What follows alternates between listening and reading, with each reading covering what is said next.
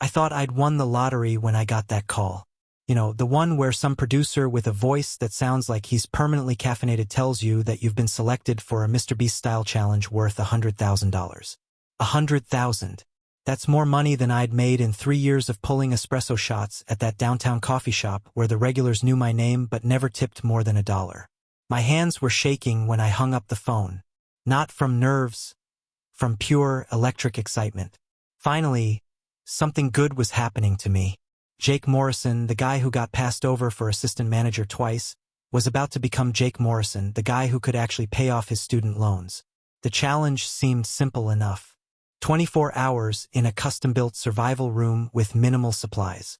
Last person standing wins. Classic MrBeast format, right? What they didn't tell me during that initial call was how the room would mess with your head. Or how desperate 23 other people could get when life-changing money was on the line. But I'm getting ahead of myself. Let me back up to that morning. October 15th. I remember because it was the day my life split into before and after. I'd been working the opening shift, and my manager Derek had this smug look on his face when I asked for time off. "Another one of your get-rich-quick schemes, Jake?" he said, wiping down the espresso machine with that condescending smile he'd perfected over 5 years of retail management. I wanted to tell him exactly where he could stick his attitude, but I needed this job. Or at least I thought I did at the time. "It's just one day," I said instead, hating how my voice sounded smaller than I intended. The production facility was in this industrial complex about an hour outside the city. Massive warehouse, cameras everywhere, crew members wearing those black t-shirts that scream, "I work in content creation." The energy was infectious. 24 of us, all between 18 and 30, all with that same hungry look in our eyes. We were the chosen ones, plucked from thousands of applications. I struck up conversations with a few other contestants during the briefing. There was Sarah, a nursing student drowning in debt. Marcus, a single dad who'd been laid off 6 months ago. Emma, fresh out of college with a degree in something that apparently didn't pay the bills. We all had the same story, different details. We all needed this money more than we needed our next heartbeat. The rules seemed straightforward. Stay in the room. Don't leave voluntarily. Don't break any of the equipment. Don't physically harm other contestants. Simple, right? They handed us these thick contracts to sign, and I'll be honest, I skimmed them. Who reads 17 pages of legal jargon when there's $100,000 waiting on the other side? I signed my name with a flourish, feeling like I was signing my ticket to freedom. The room itself was like something out of a psychological thriller. White walls, harsh fluorescent lighting, 24 sleeping bags arranged in a circle. A single bathroom, one table with basic supplies, crackers, water, a few blankets, and cameras. Cameras everywhere, their red lights blinking like electronic eyes that never blinked back. The first few hours were almost fun. We were all riding that adrenaline high, making jokes, forming alliances. I gravitated toward Marcus and Sarah. We called ourselves the responsible adults, which was ironic considering we were about to compete in what essentially amounted to a televised psychology experiment. But something happens to people when comfort gets stripped away. When the fluorescent lights start giving you a headache that won't quit. When you realize that the person next to you is literally standing between you and financial freedom. The jokes stopped around hour 6.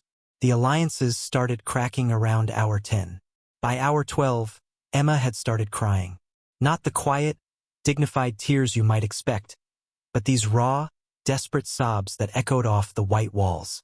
"I can't do this," she kept saying. "I can't do this." But she didn't leave. None of us did. Because leaving meant going back to our old lives, and our old lives were exactly what we were trying to escape. That's when I made my first mistake. I offered Emma my extra blanket. It seemed like basic human decency at the time. She was shivering, not from cold but from pure anxiety, and I couldn't just watch someone fall apart. So I walked over, draped the blanket around her shoulders, and whispered, "You're stronger than you think." The cameras caught everything. Of course they did. Marcus shot me this look like I just betrayed our alliance. "What are you doing, man?" he hissed under his breath.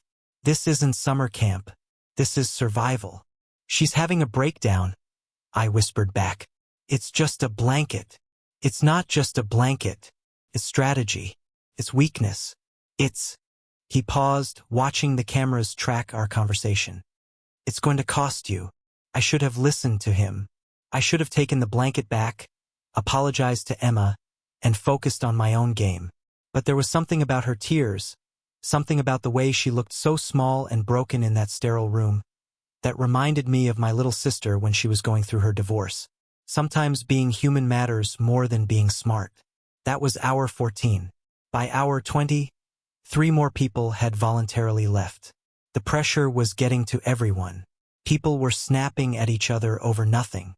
Someone accused someone else of hoarding crackers. Another contestant started doing these weird meditation chants that got progressively louder and more aggressive. The whole room felt like a pressure cooker with a faulty valve. I was exhausted, not just tired.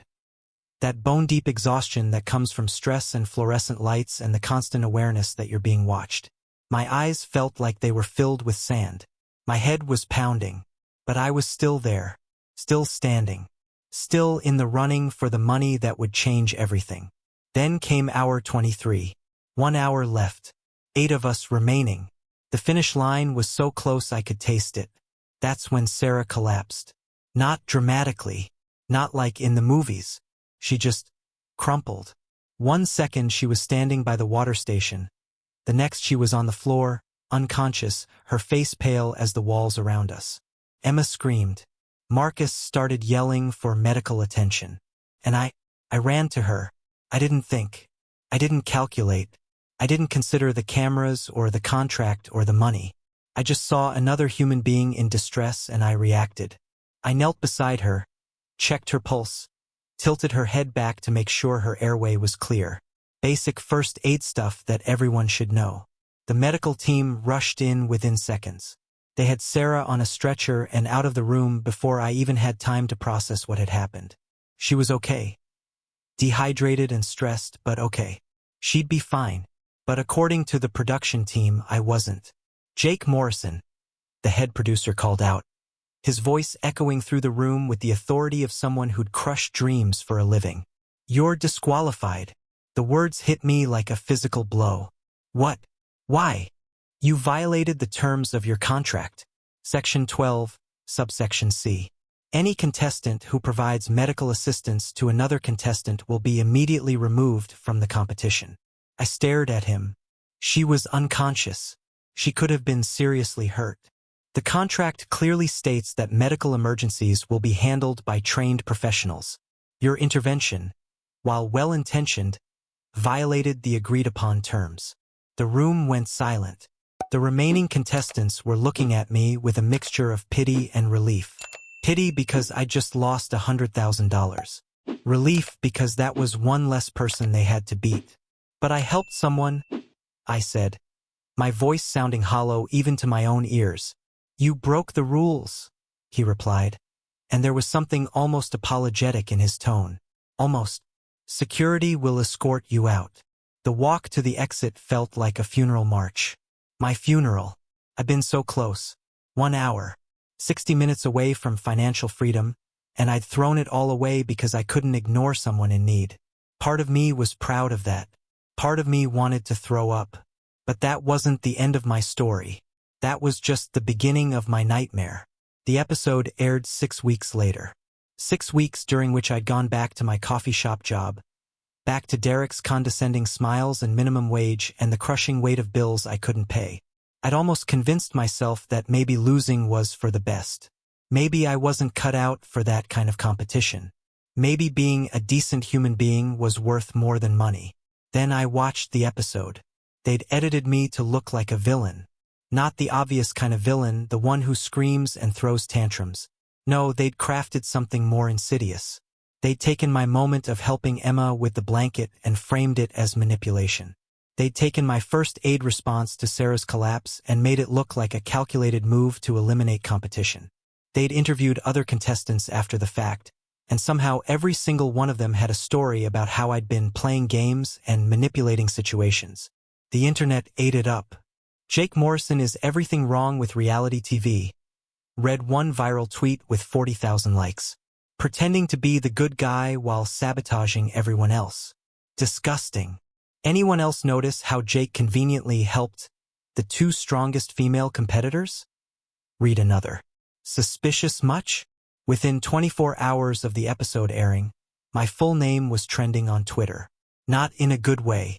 Someone had found my Instagram, my Facebook, my LinkedIn. They'd found the coffee shop where I worked. They'd found Derek's personal information. My manager who'd never done anything except be mildly annoying. The death threats started on day 2. Not direct ones.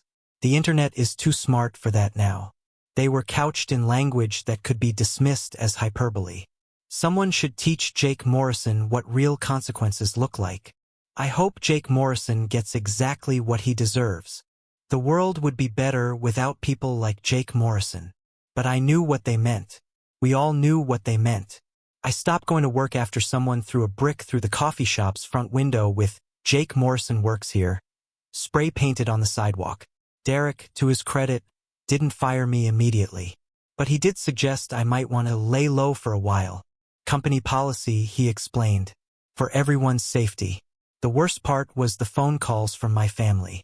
My mom, crying, asking what she'd done wrong raising me. My sister, furious, telling me I'd embarrassed the whole family.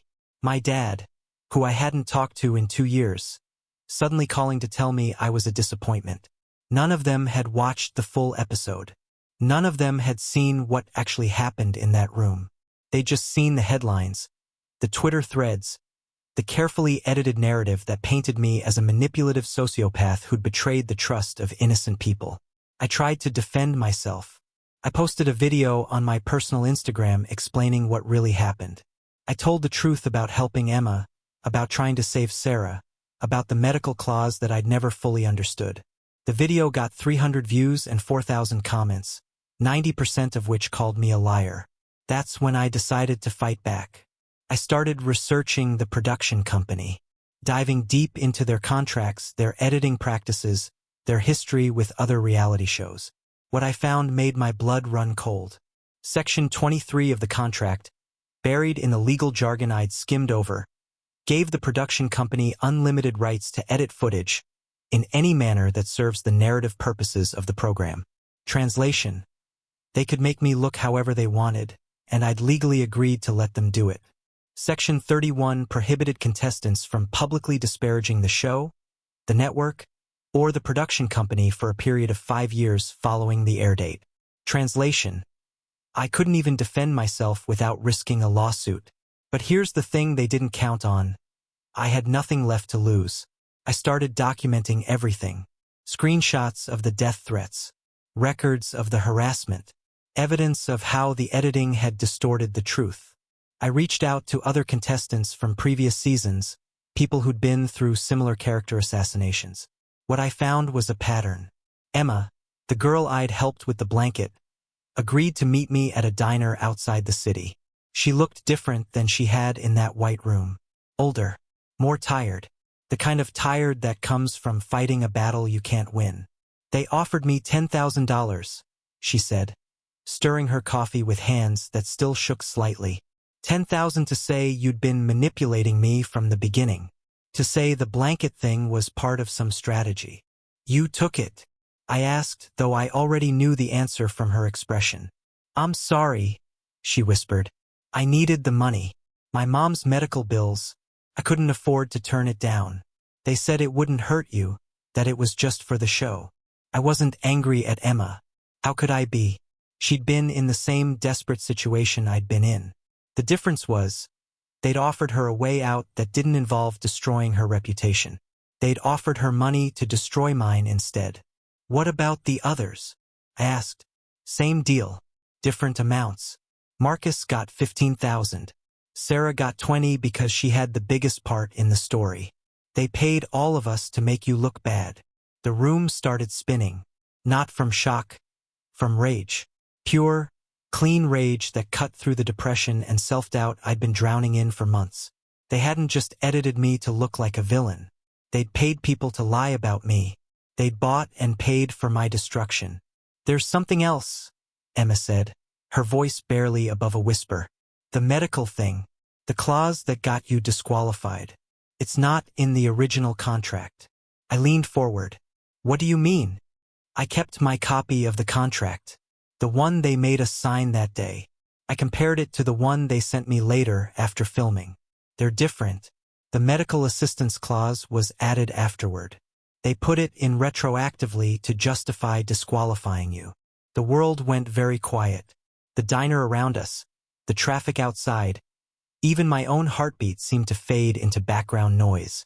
They changed the contract after filming? Not changed. They sent us updated versions and said we needed to initial the changes for legal compliance. I thought it was just standard procedure. I didn't realize what it meant until I saw the episode. I had them. After months of being painted as a manipulative villain, after losing my job and my reputation and my peace of mind, I finally had proof that the real manipulation had come from the people behind the cameras. But proof and justice aren't the same thing. The legal system moves slowly, and I didn't have money for lawyers. The court of public opinion had already rendered its verdict. And the production company had teams of attorneys whose job was to make problems like me disappear. I spent the next month trying to get someone, anyone, to listen to my story.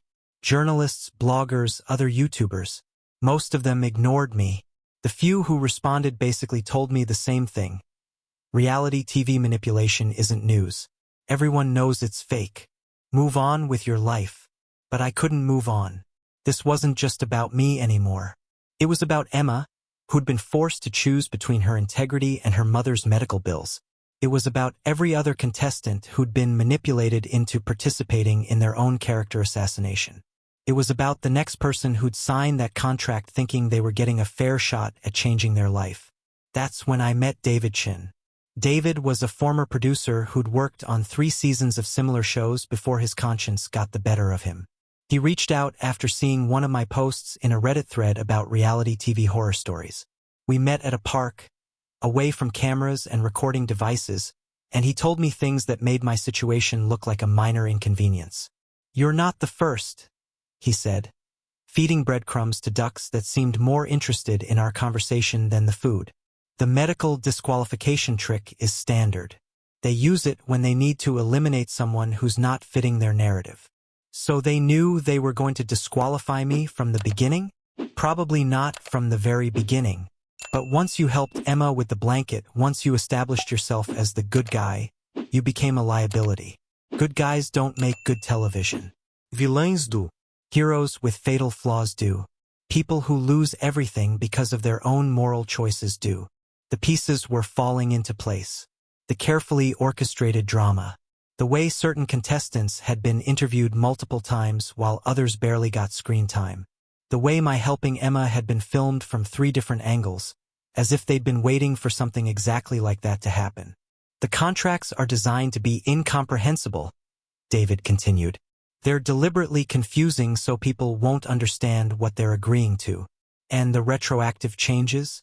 That's not legal. That's fraud. So what can I do about it? David was quiet for a long time, watching the ducks paddle across the pond. Honestly, probably nothing. They have more money than God and lawyers who specialize in making these problems go away. But what? But they're not the only ones with cameras. That conversation changed everything. David introduced me to a network of former reality TV contestants, producers, and crew members who'd all been burned by the industry in one way or another. People who'd been edited into villains. People who'd been manipulated into signing away their rights. People who'd been promised fame and fortune and ended up with nothing but trauma and legal bills. We started documenting everything. Not just my story, but all of our stories. Creating a comprehensive picture of how these shows really operated behind the scenes. The manipulation, the fraud, the psychological damage inflicted on contestants who were just trying to improve their lives. The breakthrough came when we found Sarah. Not Sarah from my challenge. Sarah Williams, a contestant from 3 seasons ago who'd been edited to look like she'd had a complete psychological breakdown on camera. The footage had gone viral, spawning memes and reaction videos and endless online mockery. She'd attempted suicide twice in the months after the episode aired. But Sarah Williams was also a paralegal. and she'd kept meticulous records of everything that had happened to her. Contracts, communications, documented instances of producer manipulation, medical records showing the psychological damage caused by the show. She had evidence of fraud, intentional infliction of emotional distress, and conspiracy to commit defamation.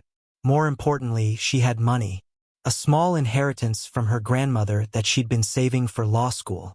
Money she was willing to spend on a legal battle that might finally hold these people accountable. We filed the lawsuit on a Tuesday. Class action, representing 37 former contestants across 5 different shows produced by the same company. The media coverage was immediate and brutal. Not for us, for them. Suddenly, everyone wanted to hear our stories. The same journalists who'd ignored me 6 months earlier were calling every day. The same social media platforms that had amplified the harassment were now amplifying our evidence. The narrative was shifting, slowly but surely, from Jake Morrison is a manipulative villain to Jake Morrison is a victim of manipulative television. The legal battle took 2 years.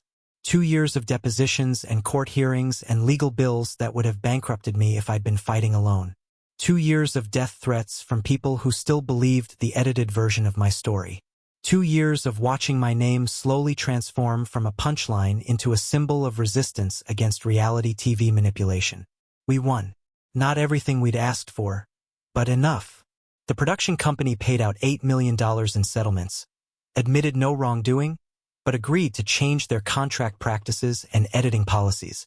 They had to add disclaimer language to all their shows acknowledging that events might be edited out of sequence and that producer intervention might influence contestant behavior.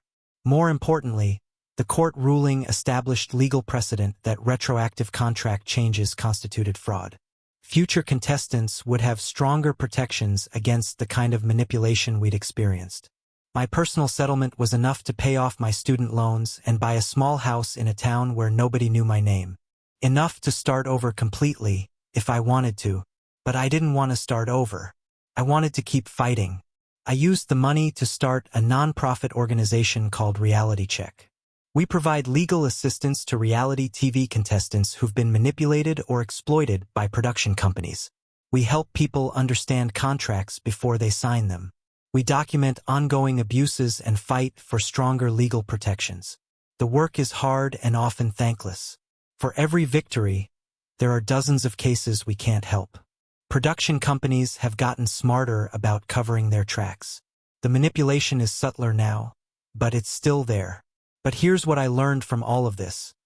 Sometimes the most important battles are the ones you fight not because you can win, but because someone has to fight them. Sometimes being human in an inhuman system is the most radical act you can commit. I think about that moment in the White Room a lot. The moment when I chose to help Sarah instead of protecting my own interests. At the time, it felt like the biggest mistake of my life. Now, I realize it was the moment that saved my soul.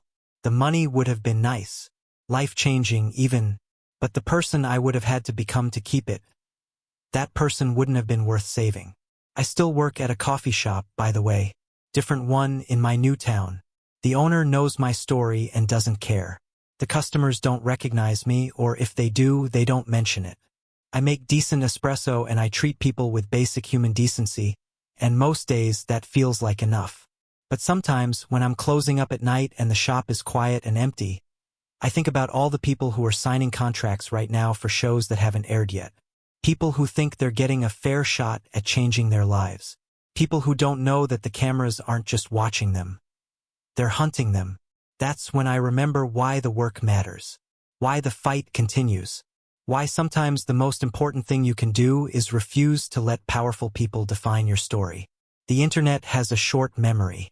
Most people have forgotten about Jake Morrison, the manipulative reality TV villain.